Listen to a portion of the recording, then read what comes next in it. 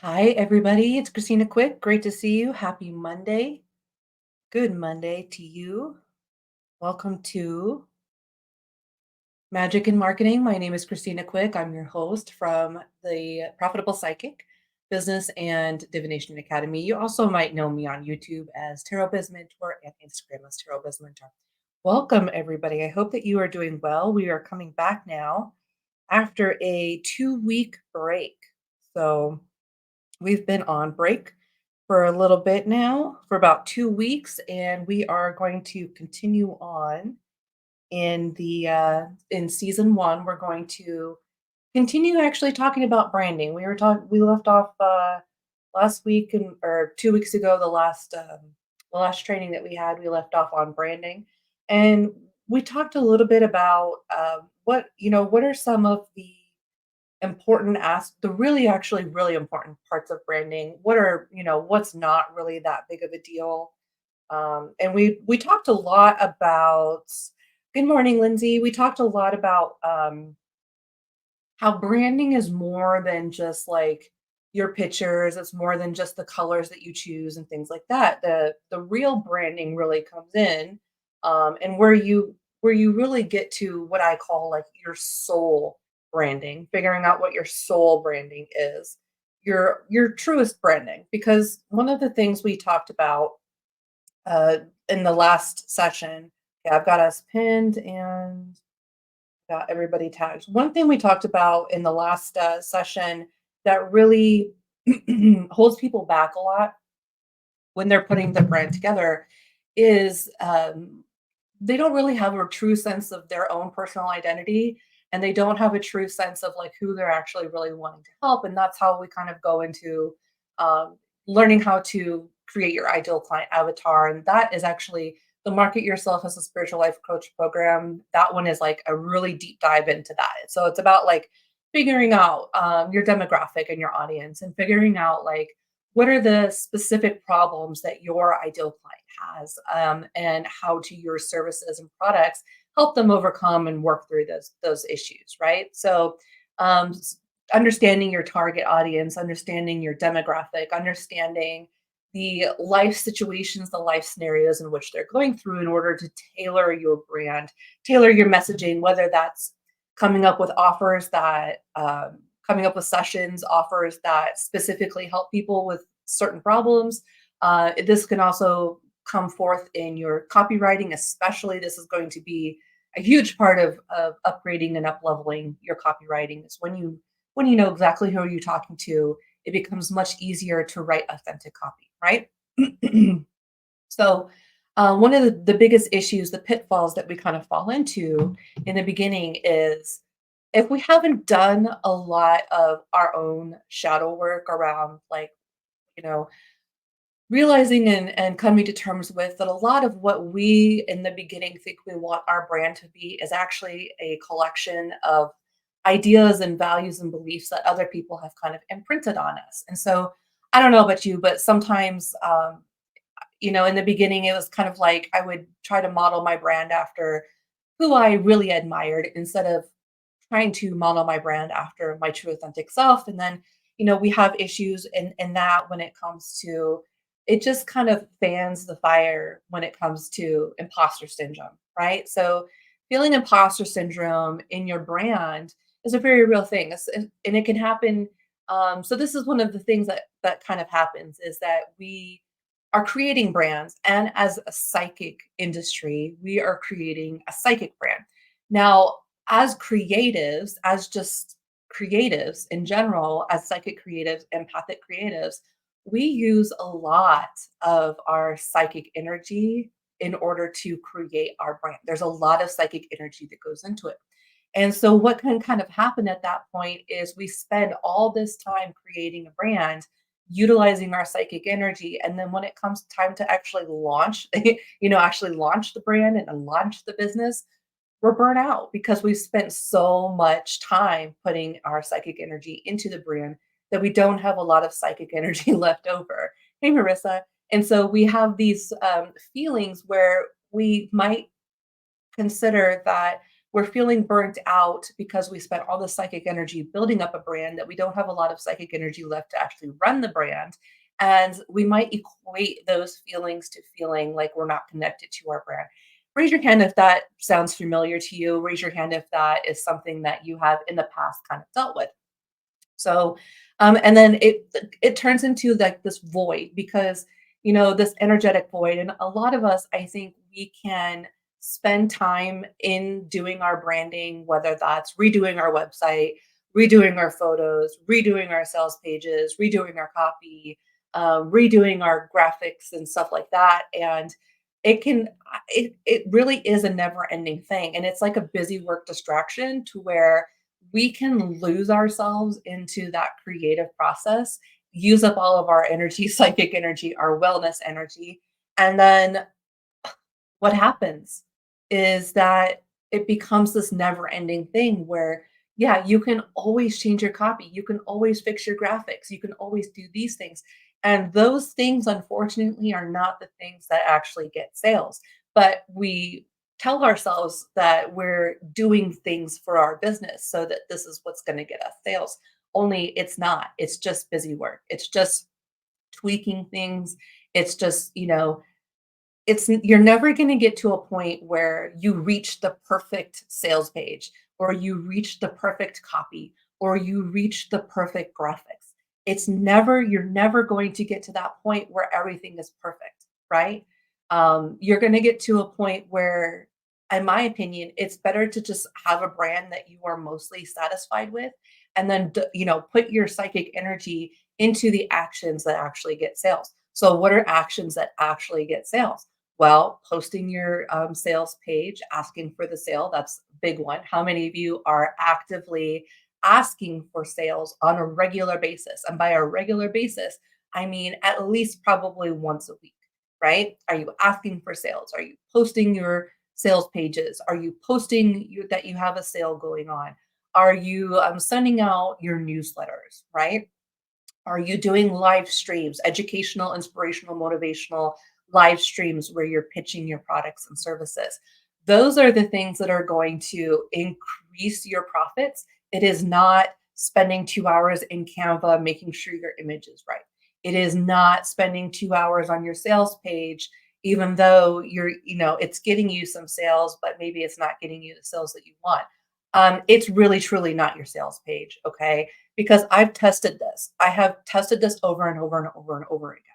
As long as you have your educational, motivational, inspirational video content up, right? Your evergreen video content, as long as you have that up, then that's really more important than what your sales page looks like. That's more important than what your um, photos look like. That's more important than what your graphics look like. And so it can become like this, like, oh, I feel like I'm doing all these things and I'm putting all this psychic energy into my business, but the sales aren't coming through. I would rather see you do a 20-minute live stream that talks about like maybe a client testimonial or a recent interaction you had with a client and how they were struggling with something and overcame something. A personal story of yours about how you were struggling with something and overcame something with some kind of method or technique or strategy that you teach and help your clients with. Marissa says, not once a week, I'm doing newsletters and live streams, whatever. So that's okay. So that's basically that's higher value, right? So just pitching is, one thing. But doing, your newsletters and doing your live streams, those are going to be bigger movers, higher values, and they're less work. Isn't that funny? It's always funny how I'll get with people and they won't have any live streams or any video content or anything like that on their profile. And they'll be like, I'm making like 500, $1,000 a month, but I can't seem to get to like five figure or not five. Yeah, 5 figures, 4 figures. I can't seem to get to 4 figures. Like I can't seem to get to like 5K or even 8, 9K a month, right? And I'm like, okay, what are you doing? They're like, oh, well, I'm doing my sales pages over and over again, and I'm working on my brand and my branding images and my graphics, and I'm working on putting together some memes that I can post out on social media and things like that. And all of that stuff takes such a huge amount of creative energy when you could just simply send out a newsletter or go on live stream for 20 minutes and talk about a situation that you have overcome in your own life where you have struggled, and now you can help people with that. And they always say, I wish I would have started live streaming sooner, or I wish I would have started working on my newsletter sooner because I'm getting better results. It's less work and it doesn't take up as much psychic energy. So just something to think about. When you sit down to create a piece of content, are you entertaining people or are you driving sales? Now, the best content, in my opinion, does a little bit of both. But if you are primarily entertaining people, doing free readings, um, putting out interesting anecdotes that relate to your brand, that could be like memes, quotes, that sort of thing. You're entertaining, you're not really selling, right? So just something to think about that. Now, so all that to say, how do we actually promote brand cohesiveness, right? Now, if you are rebuilding your brand every few months, so here's the thing that happens too. So like people will build up their brand and then they'll have their business for like 3 months and then they're not getting a lot of sales. They're like, okay, well, it must be my brand. It must be my brand. So what do? They tear everything down and they start over. They start over another process of, 30 days rebuilding their brand. And so they kind of like hop, they're like brand hoppers. They hop from their brand to brand to brand to brand.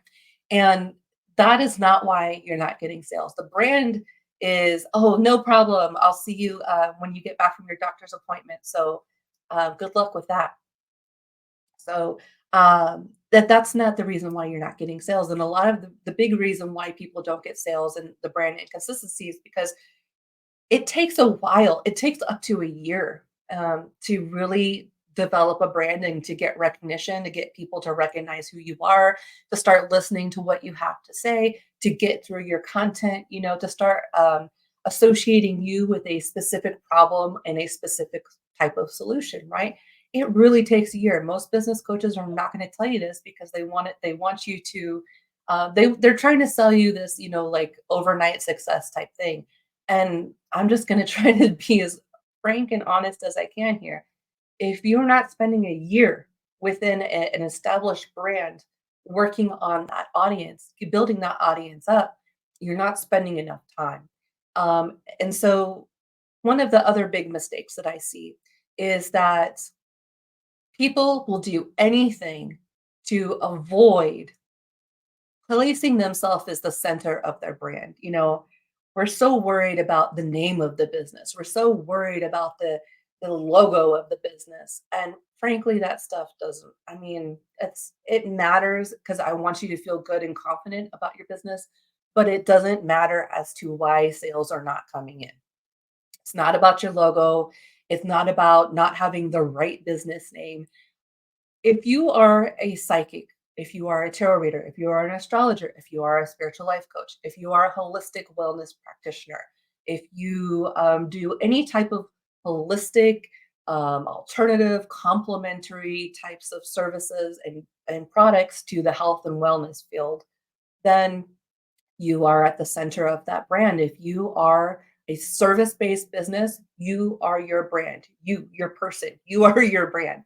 It is not the name of your business. It is not the logo. It is you, your face, your personality, your information, your wisdom, your experiences, your values, your ethics, your beliefs, your morals, your principles. Okay. That is what is actually at the center of your brand. So, how many of you are hiding behind a logo? How many of you are hiding behind some pretty graphics? How many of you are not putting your face front and center on everything that you put out? How many of you are not showing up in your business because you're scared to put yourself forward and scared to be that center? Why is that? Well, it's like that for many, many reasons. I can touch on a couple of them. First of all, if you're empath or psychic, you have learned how to mask your whole life about how to not be a target. When you are an empath and psychic, you are a target because people they feel a certain positive way about you, and then they can emotionally dump on you, or you can attract people with low vibrations. You can attract people with lack of boundaries, that sort of thing. So when you're a light worker, when you're a psychic empath, you have a very bright aura, a very bright light.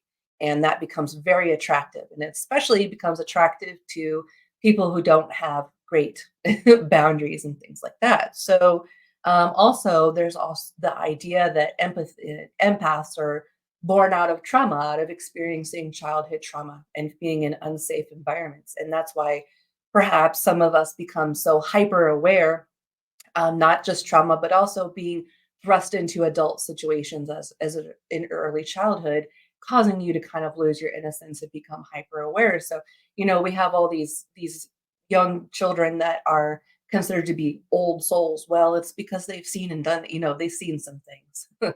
They've been thrust into these situations. So, that to say, we go through these periods of learning to hide as empaths, learning to go gray rock, learning how to weave in and out of what we need to do every day, whether we need to go to work, we need to run errands, however we need to be around people, we have learned to kind of mask our light so that we don't become a target for people who want to feed off of us, whether in a positive or negative way, right? It's just an energetic exchange. It's an exchange of energy.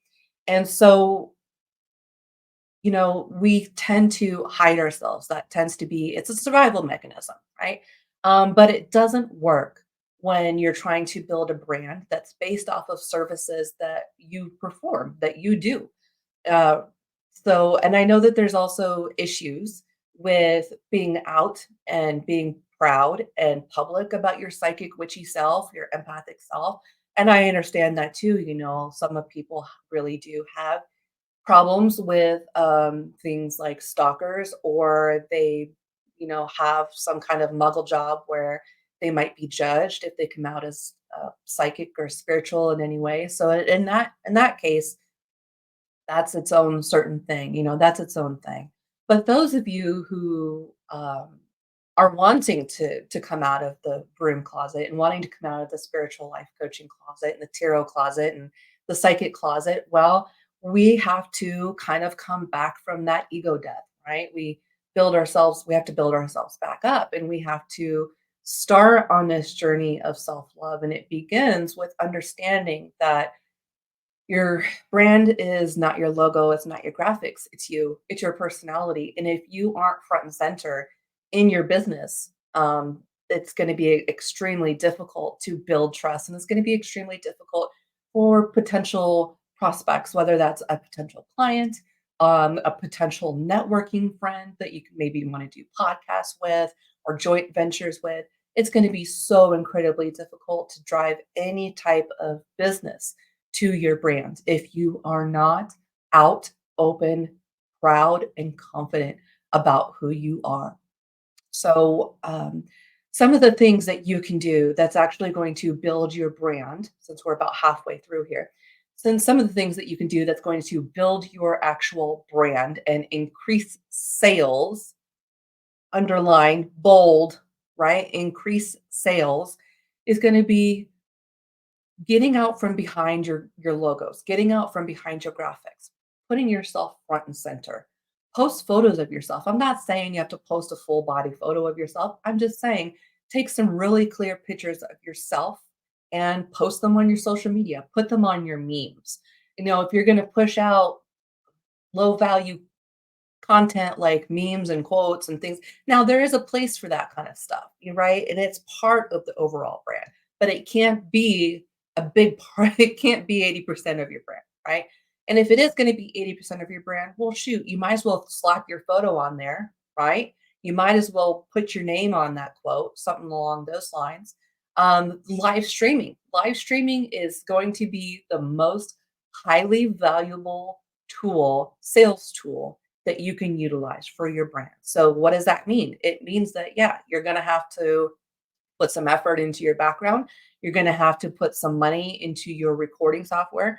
Most, if not all of us, have the most amazing device of, this century is a smartphone, right? Smartphones, you don't need cameras, you don't need microphones, you don't need a desktop computer. If all you have is a smartphone, then live stream off of your smartphone. And frankly, um, the quality off your smartphone is going to be better than my $1,000, $2,000 setup that I have right here.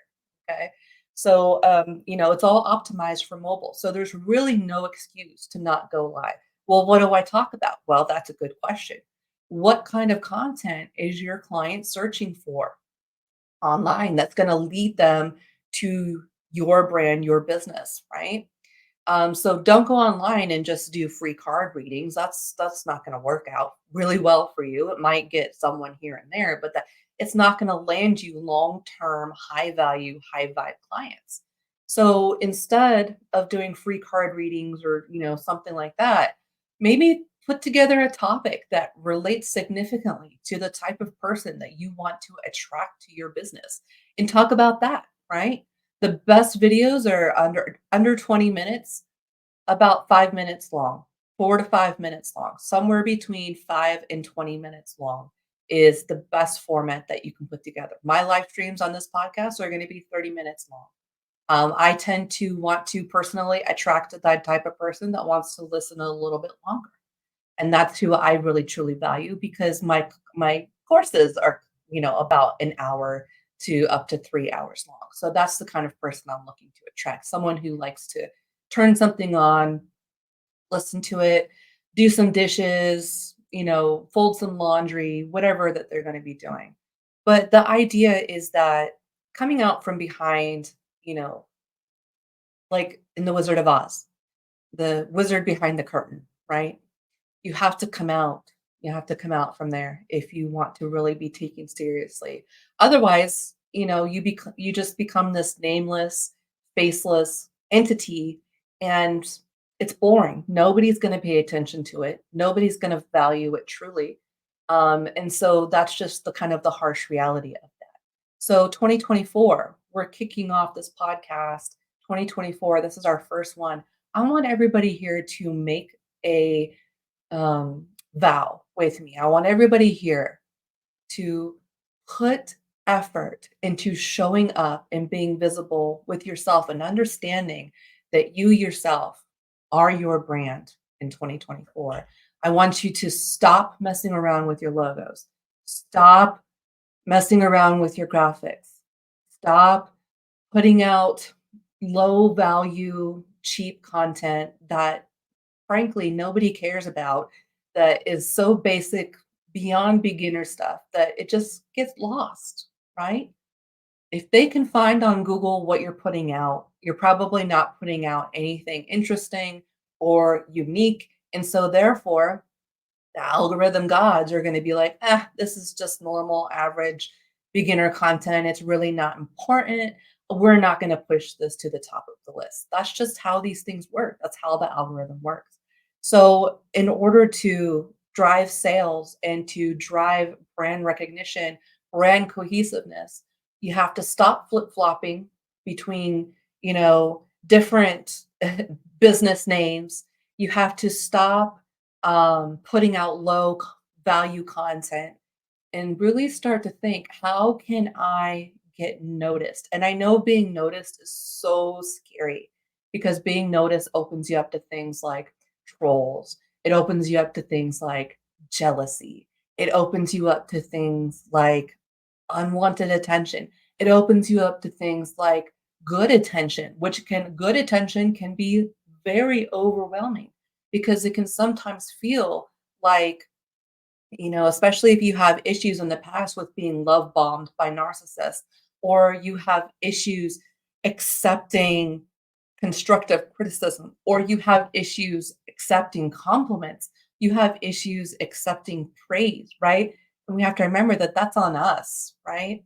And so, one of the best things you can do for your brand is to be visible as a person, to be visible as the person behind the computer, behind the logo, behind the brand, and realize that you are the reason people buy. Because why do people buy? People buy because they want a piece of your energy. They want to be able to be within your energy. Why do people book video calls? Why do people book video readings?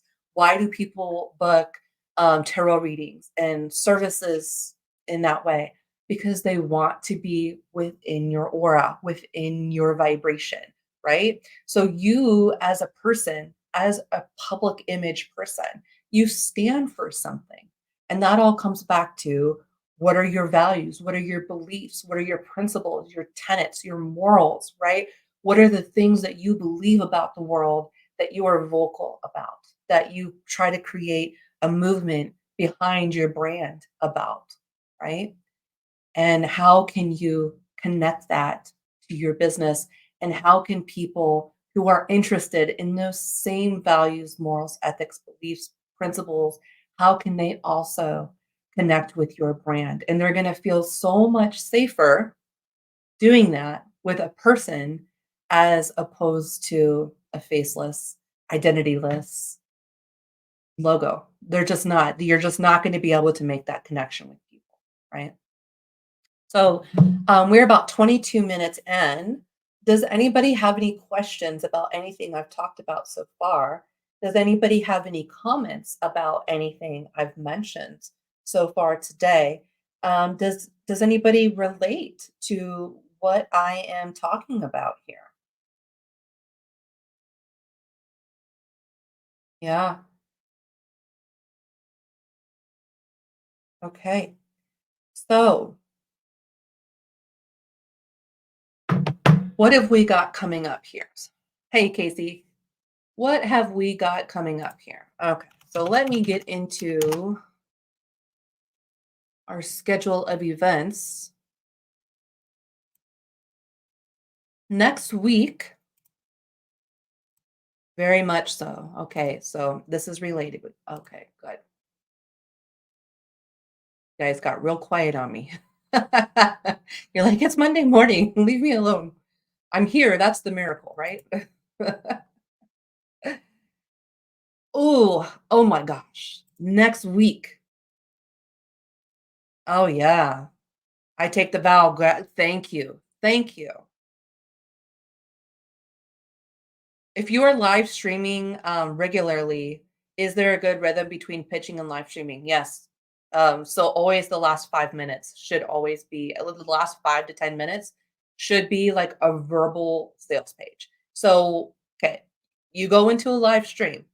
Okay, what am I gonna highlight? What do I wanna sell? Right? So we do the reverse engineer thing that I've taught you guys, right? So we go into the live stream. First of all, we figure out what it is that we want to sell. What's the thing we're going to highlight? What are we going to sell today? Yeah.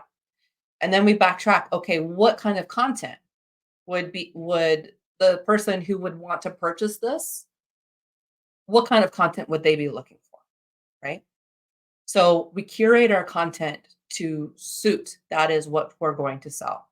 And then you get on, you do your introduction. Hello, I'm this person. Remember that bullet point live stream script that it's in Market Yourself as a Spiritual Life Coach program, and it's also in Lux Lightworker. So there's a script that's in there that you can kind of tweak. You can tweak it down to like 30 minutes. You can tweak it to 1 hour. You can tweak it to 2 hours for like a workshop. But the format is pretty much mostly the same. Welcome everybody in. Talk about who you are, who you help, where you're from, that sort of thing. Brand recognition, yeah. And then go into your live stream, talk about the things that you want to talk about. And then at the end, towards the end, and also you want to talk about your program, your services in the live stream as well. Kind of put it in there a little bit, kind of sprinkle some little mini sales pitches in there. And then towards the end, you want to do what I call a hard pitch, right? So remember, we learned about the soft pitch versus the hard pitch. Soft pitch, hey, if you're interested in working with me, you can reach out to me at this, reach out to me on my Facebook business page. And that's a soft pitch. A hard pitch is more as like thinking about the sales page of the product that you have in mind that you really want to focus on during your live stream. And then basically going through like a mini verbal version of that sales page, right?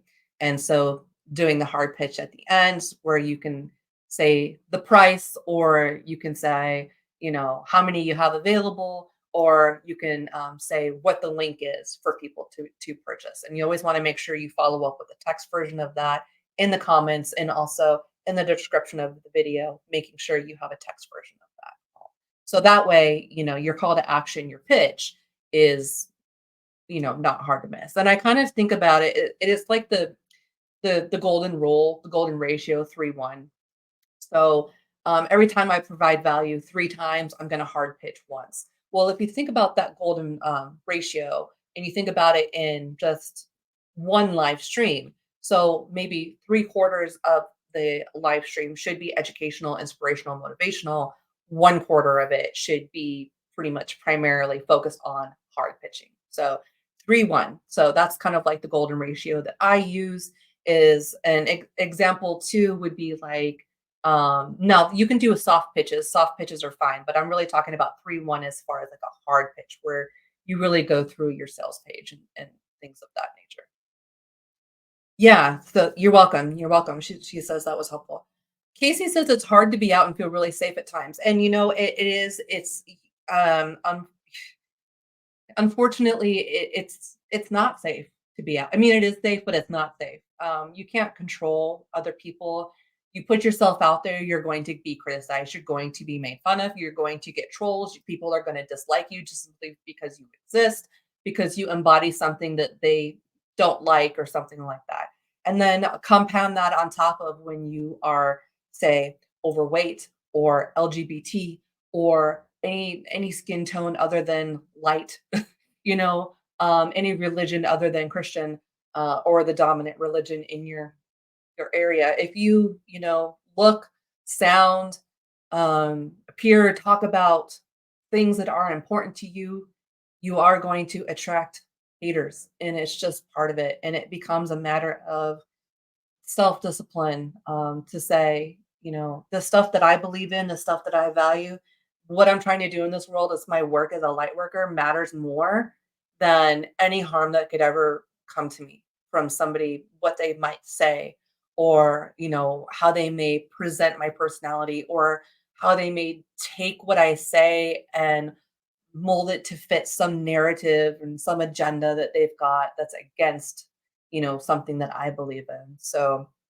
it is hard. And then to also be on top of that, a marginalized person, LGBT, POC, things like that, with chronic illness, just being older, being over 50. That's another thing, people really struggle with that. And particularly women, especially, really struggle with being disabled. Yeah, Casey, being disabled, having any life that looks something different than quote unquote normal, able-bodied, heteronormative, white, being anything other than that is scary. It's scary to be in the public place, but I think it's important, because representation is important. Representation is so important, um, to change that dynamic, to change uh, how safe we can make it for other people. And I think that because we show up, we do make it a safer environment because, eventually there's going to be a lot of non normative people, neurodivergent people. Um, so it's just part of it. And you have to realize you have to wake up every morning and decide to fight for what you do. And it's just the truth. Daily, I remove non-beneficial or detrimental energy and transmute it to property and love. I figure if someone sent it, I should benefit from it. Hey, I love that outlook and attitude. That is amazing because, yeah, if people are sending you negative energy, that's energy. It's just energy, right? It's their intention. Yeah, sure. But here's the thing. You can also protect yourself, Cynthia, like what Cynthia is saying. You can also protect yourself. I mean, magically. Don't forget you have magic. Don't forget you're a magical person. So, utilize magic. Magic is powerful. Magic is activism, right? Magic is activism. There's no difference between magic and activism. And so maybe you need to have some sort of spiritual cleansing once a month. Some types of maybe return to sender spells, reversal spells, all these sorts of things. Yes, you are powerful and you have power. So We've really got to get ourselves out of that victim mentality, and instead of focusing on, and it's hard. I agree with you guys. It is hard because, 100 people can tell me that they love me and they love my content and that they get something from what I do. I have one person come in and tell me, "Oh, you're just," one of the big ones, "Oh, you're just a scam artist. You're leading people to the devil," or, um, oh, what do they say all the time? The troll comments that I get all the time are that basically I'm teaching people how to scam people because I'm a business coach that helps people create psychic businesses, and all psychics are scam artists. So obviously I'm like king scam artist, right? That's the one I get all the time. And so I have to ask myself, is that true? And the answer is no, absolutely not. But I will remember that comment, and it will eat at me and eat at me and eat at me. And we have to stop doing that to ourselves. We have to stop letting those things have power over us because it's not true. Ask yourself, is it true? And the answer is no. But it hurts. It hurts when other people don't see your heart, when they don't understand your heart, you know?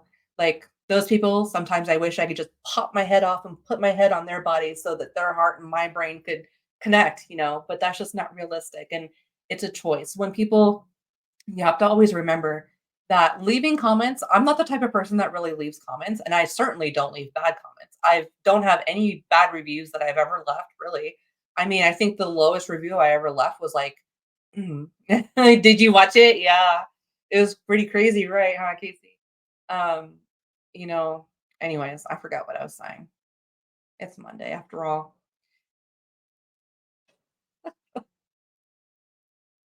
Mm. Marissa says becoming more salesy has been good for me as a person, but has turned off people I respect. How dare you? That's how dare you, Marissa? How dare you? But you know what? That's something that they are going to have to live with. Um, and as long as you're doing it within integrity, because your true purpose is to help people, and one of the avenues in which you truly help people is by coaching them and having them purchase your membership to shamanic earth medicine, your shamanic academy, and things like that. You have to remember you're just trying to help people. You're just trying to help people, right? Looks like I've got some Amazon packages here being delivered. Yeah. We do it's Christmas every day here, but we just got a new kitten. We just got a new kitten um on Friday. She's adorable. It's so funny having a kitten in the house because it's been about 7 or 8 years. I think the oldest, the 2 kittens that we had are, I think they're about 7 or 8 now, so it's been a minute since I've had a kitten. And every now and I'm getting ready this morning and drinking my coffee and everything like that. And every now and again I just see this little little ball of fluff running past, and then what she does, like what I call little kitten burnouts, where she'll do little burnouts on my feet and come up and s- you know go over my feet and disappear. We named her Luna, by the way. Thank you everybody who suggested names on my Facebook page. We named her Luna, Luna. Oh, she's actually, how's the kitty with the puppy? So they are chasing each other around the house constantly. Um, Kira is very enthralled by the kitten. She loves the kitten. And she's actually being very gentle with her. But they're just, um it's kind of like Sylvester and Tweety around here. They keep chasing each other around the house and they're having fun. But the cats have their own, like what I call this the safe room for the cats, which is just like it's just like an actually I think it's a formal dining space, but we don't use a formal dining space. I turned it into like a little kitty room. There's like um all their food, water, litter boxes, their toys and everything like that. And it has 2 gates so the dog can't get in. And she's learned really quickly that she goes to the safe room. So she goes around, the kitten goes around and grabs onto the dog and gets her to chase her, and then she goes into the safe room, and then they do this thing where they, you know, a little pitter patter of feet. It's adorable. So I've got to get her really good. She's so just everywhere, doing everything all the time. She's just like so, won't sit still. She's like a little tornado. So I'm just trying to get a good picture of her, but every time I get her, she takes off. So, but she's a tortoiseshell.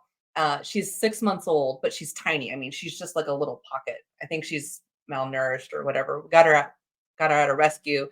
Heartland, Heartland of America, I think is where she came from.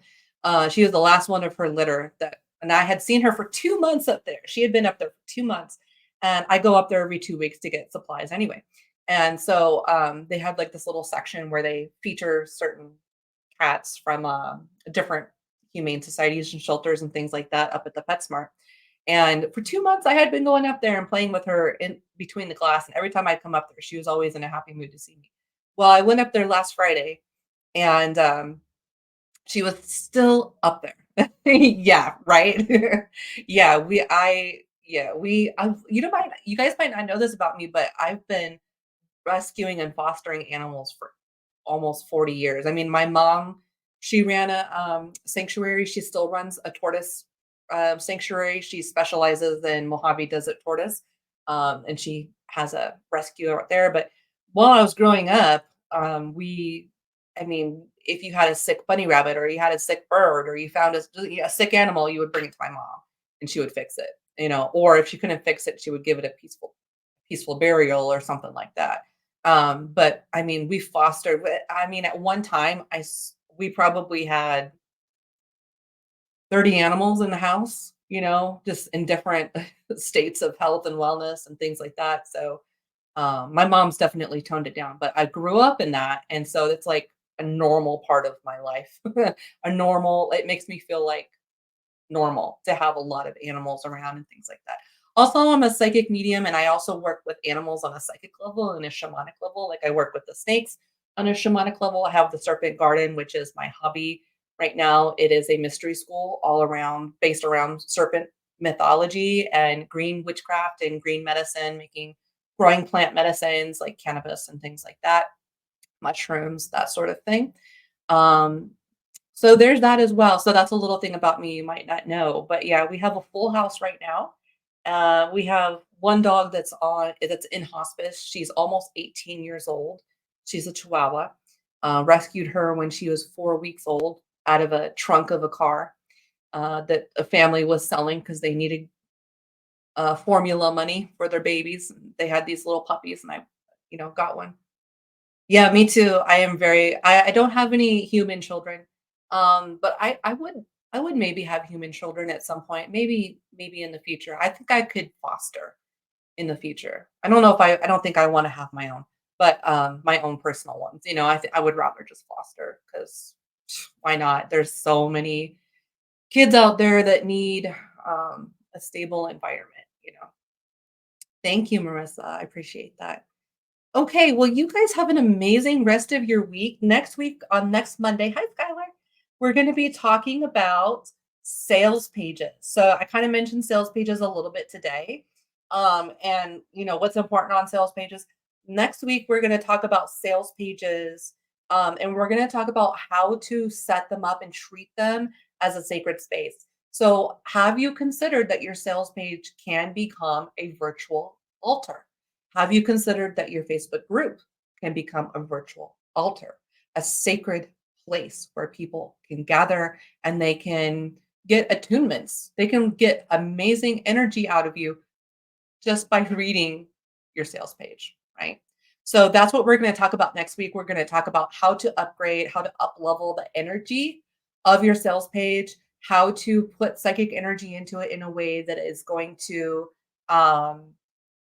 get sales, how it's going to create confidence, and how it's going to give people a taste of what it's like energetically to work with you and what are some elements that really help draw people in. So, yeah. Okay, well, you guys have a great week. Don't forget, I do have 20% off of the academy, www.theprofitablepsychic.com. This is to celebrate the winter solstice. By the way, if you are struggling, just know that we're gonna gain about an hour of daylight over the next few months. Okay. So we'll have like an additional 40 minutes of daylight by the end of this month. We'll have another 40 minutes of daylight by the end of February. We'll have another 40 minutes of daylight by March. So if you are struggling with I mean, it's snowing here today. So, and it's cold. That's why I have my thermals on.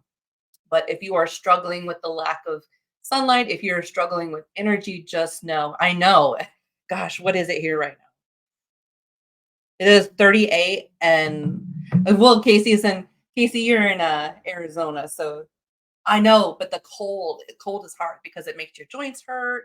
I don't know about you guys, but the cold, it really makes like all my scar tissue hurt, old surgeries, old injuries. Gosh, it can be difficult, but just hang in there. The sun is coming back. The sun's going to return. We're going to gain a little bit of sun. So hang in there. We're in what's called the deep freeze now, where I am. So just not used to it. I know. I know. It's hard. It's hard to get motivated. Hard to get working when it's cold, in my opinion. It is. All right. Well, you guys have a great week, and I will see you next week. Bye.